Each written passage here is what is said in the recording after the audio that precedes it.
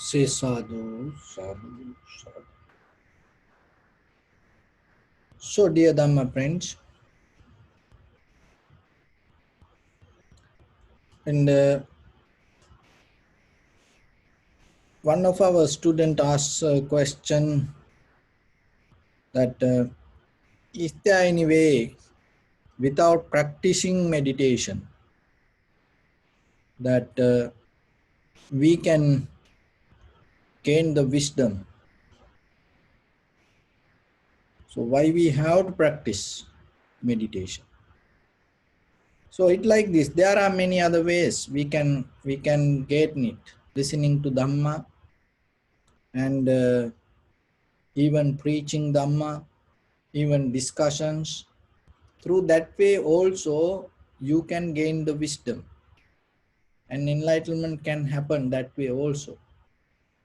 But the thing is this, we have to develop our mind to that level.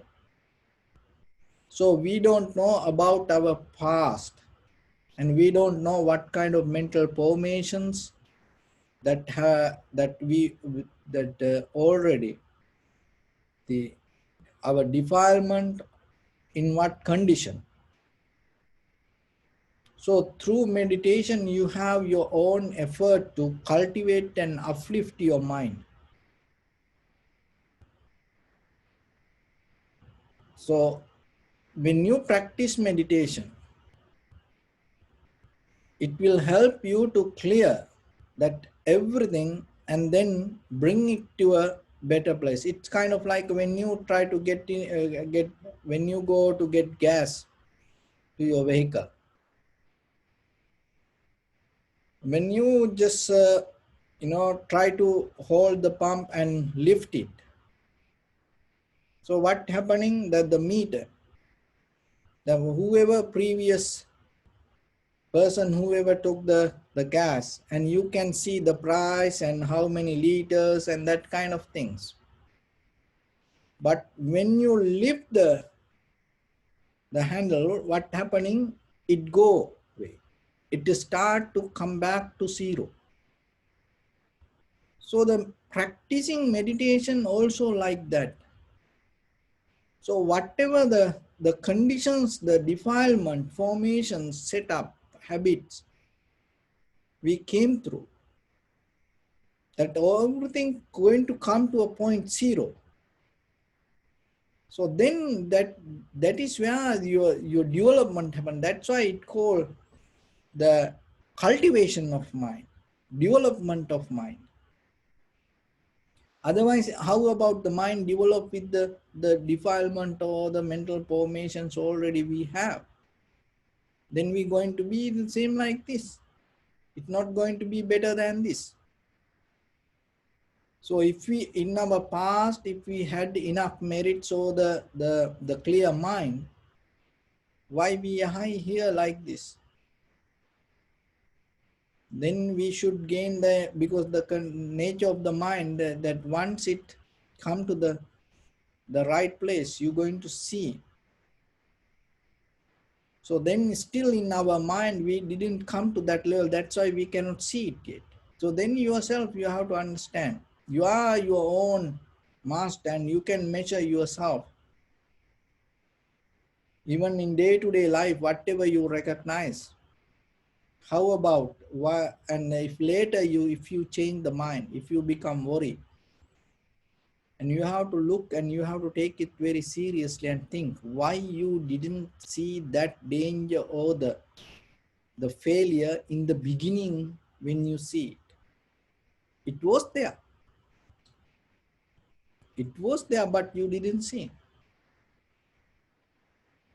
In a seed of the mango or the apple, there is apple that you can see it. That's why you plant it. When you go to Home Depot, garden shop, little plants, vegetable plants, you see the fruits there. That's why you bring it and plant it. So how about in day-to-day life when you see, oh, I like this. oh, I want to buy this. So when you have the idea to buy that, if you don't see end of the month your credit card bill going to come and you have to pay for that, what will happen? And you buy it later, when the bill come, you call and you want to return it. Why you, when you buy it, why you didn't see the price? So it's like that in day-to-day life sometimes, because when you are capable to understand, when you see that, you recognize, then you no need somebody, you no need any Dhamma talk or anything, because you see it.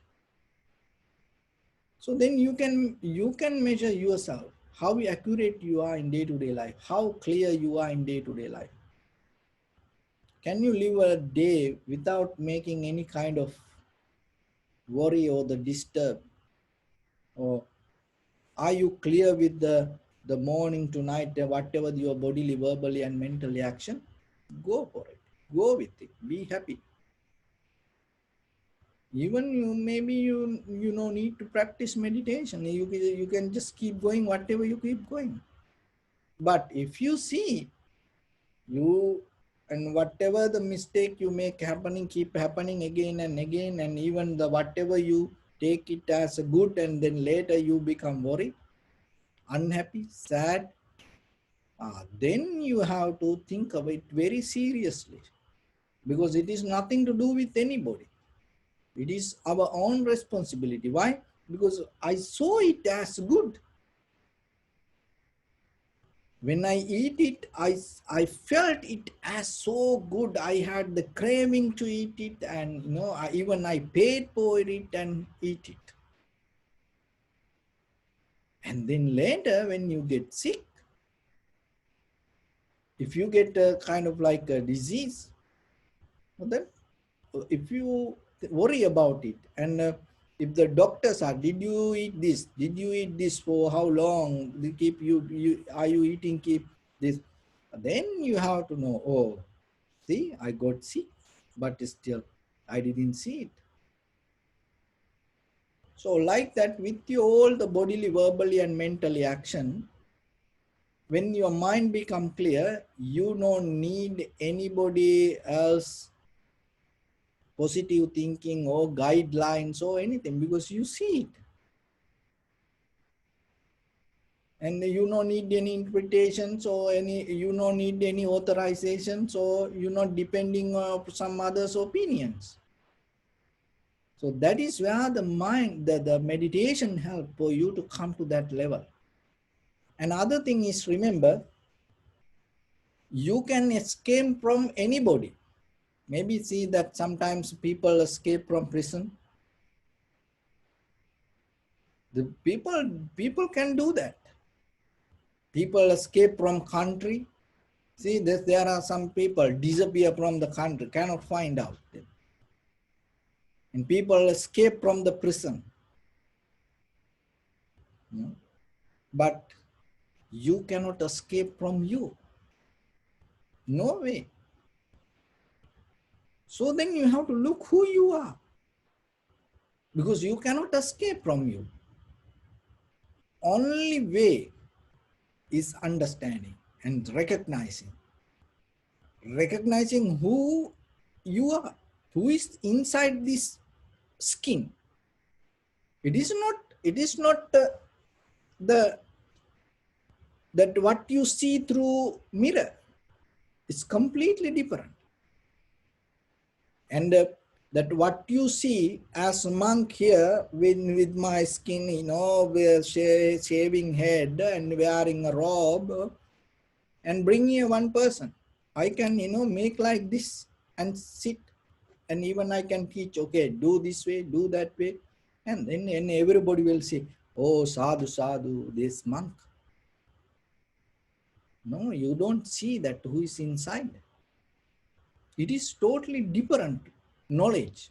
That's what you have to understand. So, because if you don't see, then how you can escape from you? So that is the greatest, I think, that is the greatest challenge for ourselves, that recognizing the deeper inside, that the real person. That's why, sometimes, and we had this conference, and in they asked, what is uh, is there any that kind of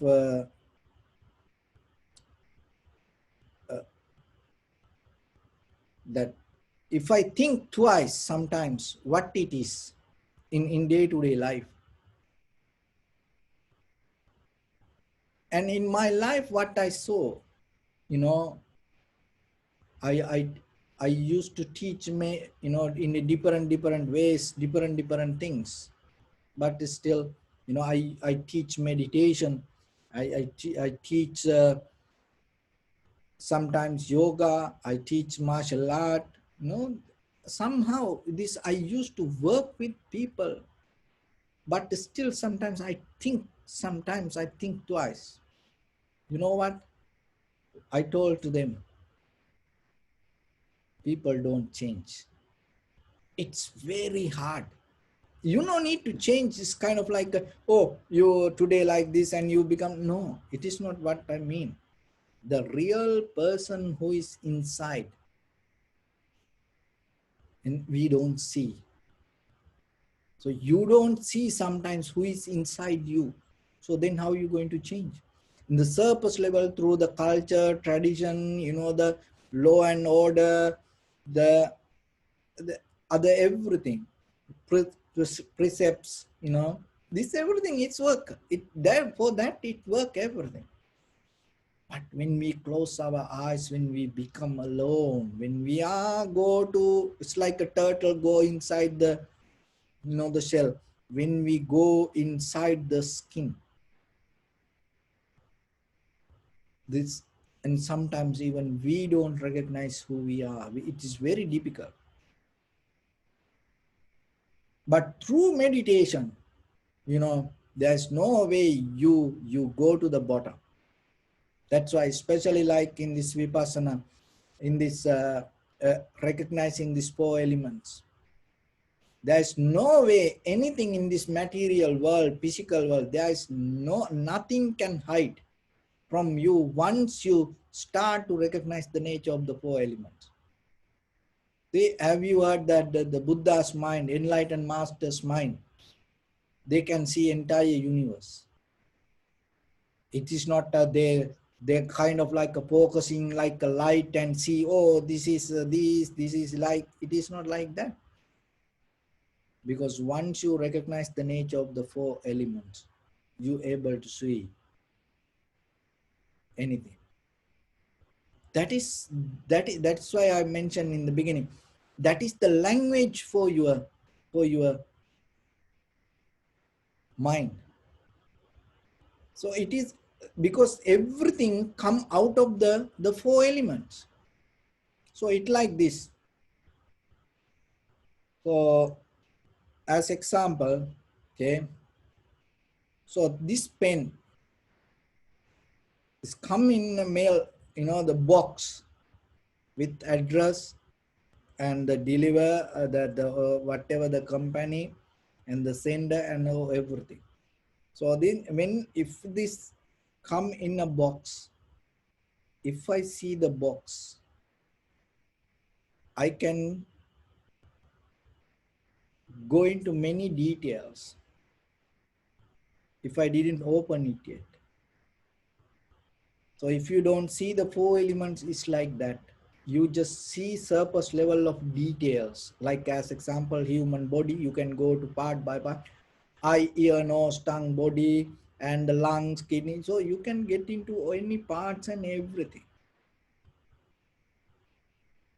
And you can, because you see just the package. We dealing with the package. That's the conventional life, dealing with package.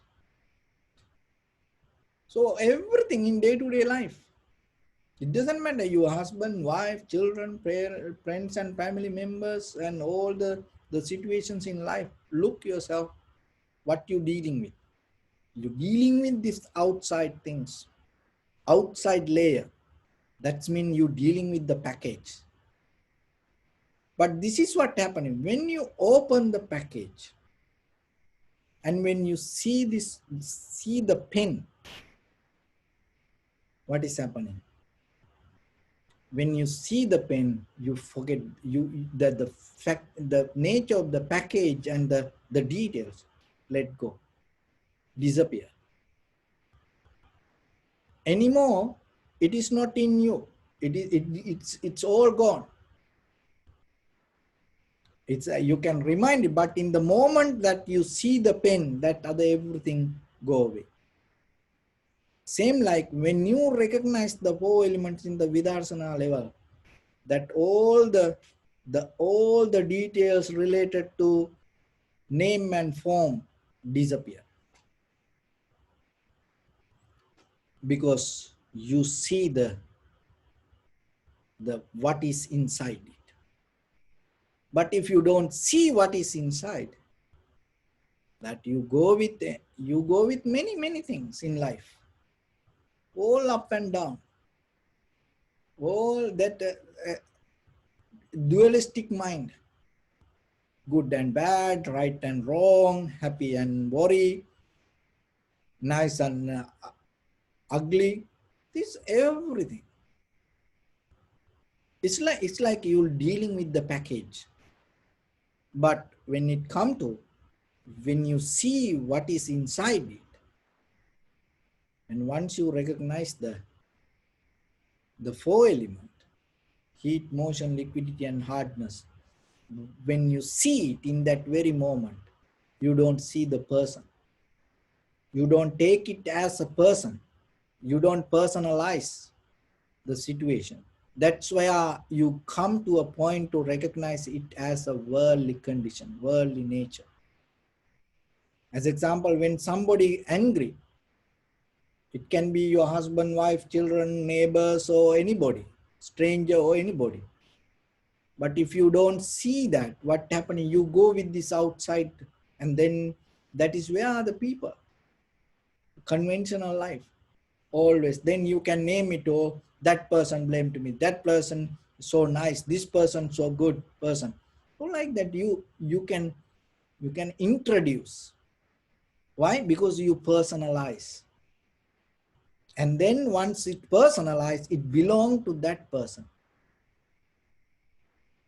But when you are able to start to recognize the four elements, you don't going to personalize it to that person.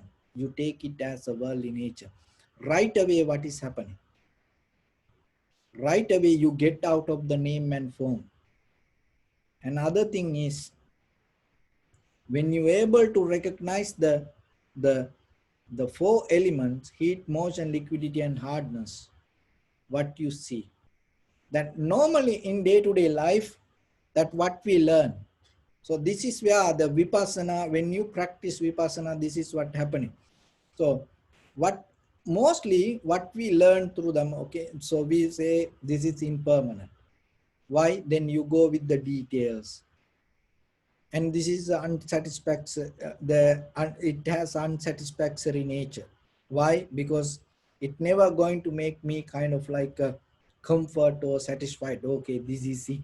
Maybe when there is another pen come, and then I go to that. And selflessness, this pen doesn't have any self.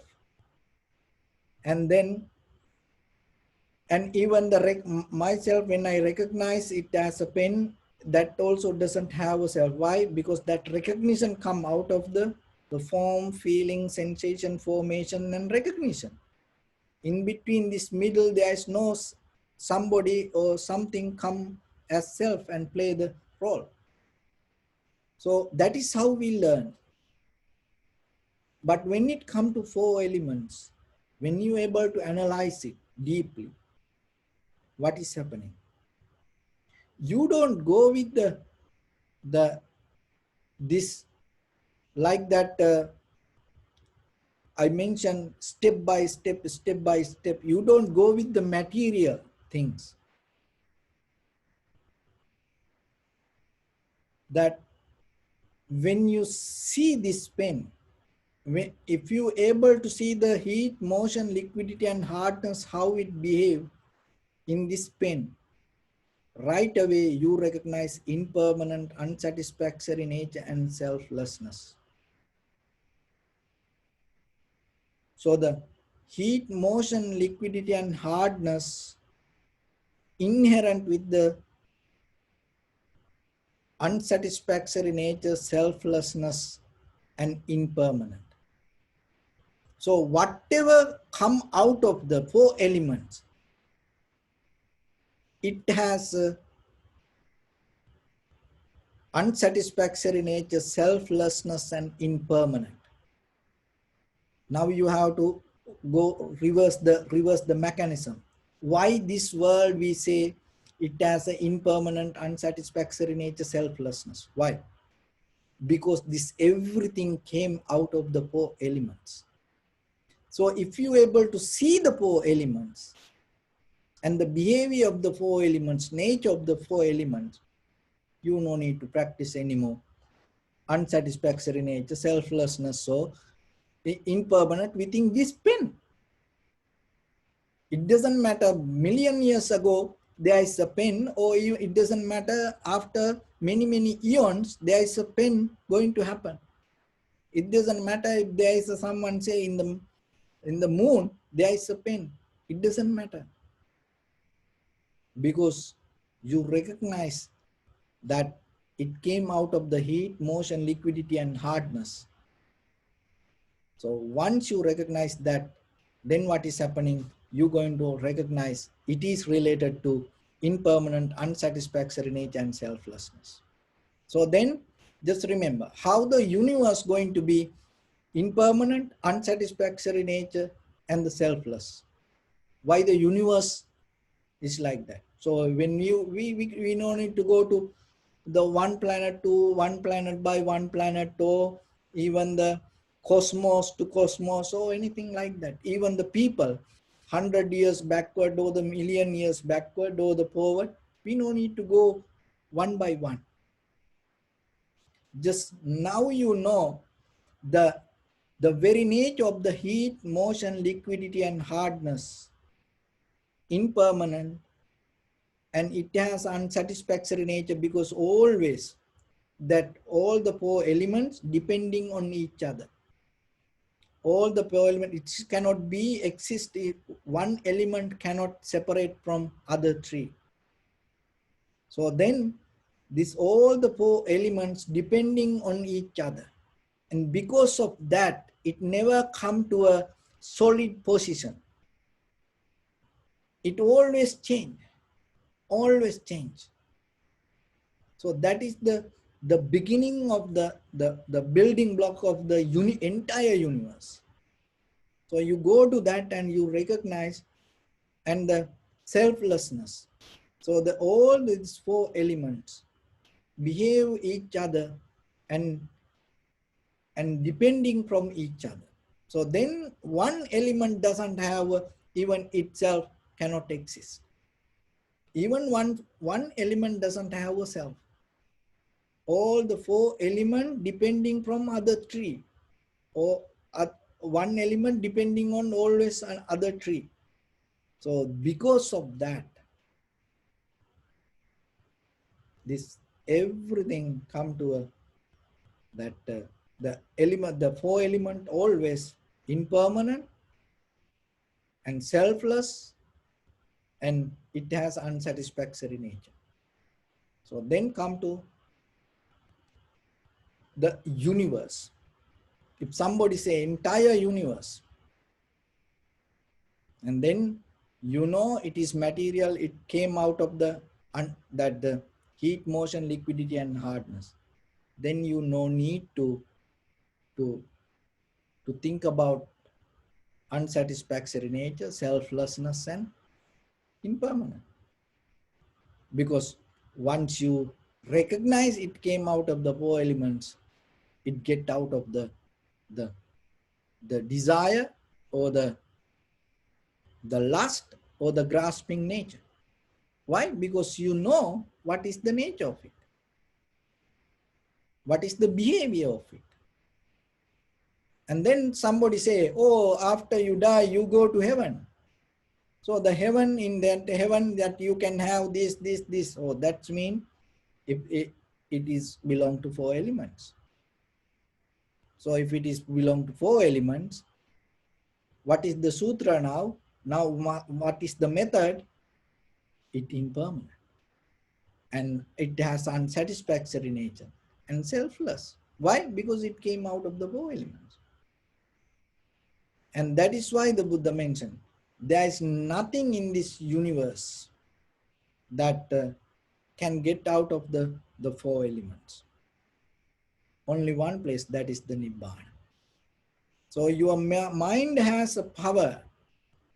Always use this four element as the language to recognize anything. So then once you recognize that the very behavior and the nature of the four elements, and you're going to understand the entire universe. You no need to read books for that. You no need to hear the lectures for that. That's why within a second, see that you heard maybe after practice meditation that they attain to enlightenment or they became enlightened master. See, some like that. So, but to get into that level, if you use your thoughts again and again, previous thoughts, what will happen? You're going to experience the same thing. So then you come to a point to first erase that all the accumulated memory from your mind and rescue a mind from you. Why? Because whatever you thought, that is the result of today who you are. So in this condition, we cannot go into that. Why? Because if it is so, then we already should go there. Then we have to have something else. That is what called dharma. So that is mean, dharma mean you not going to gain something and put on this. No, dharma means you completely become neutral and get out of it, become completely free from all the thoughts, patterns, and the believing and things. And let the mind just to be the mind. Try it. In day-to-day life, whatever you do, just let your mind to be just the mind. And then you will see. So that's why you need to practice the meditation little by little, little by little. And then when you cultivate your mind to a certain level, very easily, you can drop it. You can drop it. You have to be matured. See, for children and sometimes grandparents, they give everything. You don't need to ask even. Even you don't know, they gave to you. They live, they write their last will. And they before they die, sometimes they give everything. Your parents, they give everything to you. You don't know. And sometimes your parents keep hiding certain things. You don't know even. But how about a child and holding a pen or maybe little toy, just a plastic toy, can you take it out? If you try to take it, that child will cry, hit everything, throw everything here and there, and give it to me, it is mine, give it to me, like that. And then once you give it, the child going to be so happy. Sansara is like that. Our mind hold it to things. We don't know that this impermanent, unsatisfactory nature, selflessness. But through meditation, even you become matured. No one need to even take from us. And like our parents, like our grandparents, give it to others. And when you become matured with the practicing meditation, you don't practice letting go. There's nothing to do with letting go. It is for children. That words, these things, letting go, forgetting, is children, because when you see impermanent, there is nothing to let go. So that is where you're going to end. So with that, I bless upon everyone with this good practice. May all of you be well, happy, and peaceful. May no harm come to you, may no difficulties come to you, may no problems come to you. May you also have the patience, courage, understanding, and determination to meet and overcome inevitable difficulties in your life. During this time period, may everyone stay healthy and safe. And finally, may all of you attain supreme bliss of Nibbana. And also, you heard that our president and have this coronavirus, and even though he didn't believe that, we have to understand we all are children of Mother Nature, and we pray for him, and because he is the president, so may he get well soon, and all his family members be well soon. Sabbityo vajjantu sabbarogo vinassatu mate bhavattantarayo sukhi dikayuko bhava. Ittavata cha ammehi sampadam punya sampadam sabbe deva numodantu sabba sampatti siddhya. Sabbe bhuta numodantu sabba sampatti siddhya. Sabbe satta numodantu sabba sampatti siddhya. Idam me punya kammang asavakkaya vahang hotu sabba dukkha pamuncatu. Bless.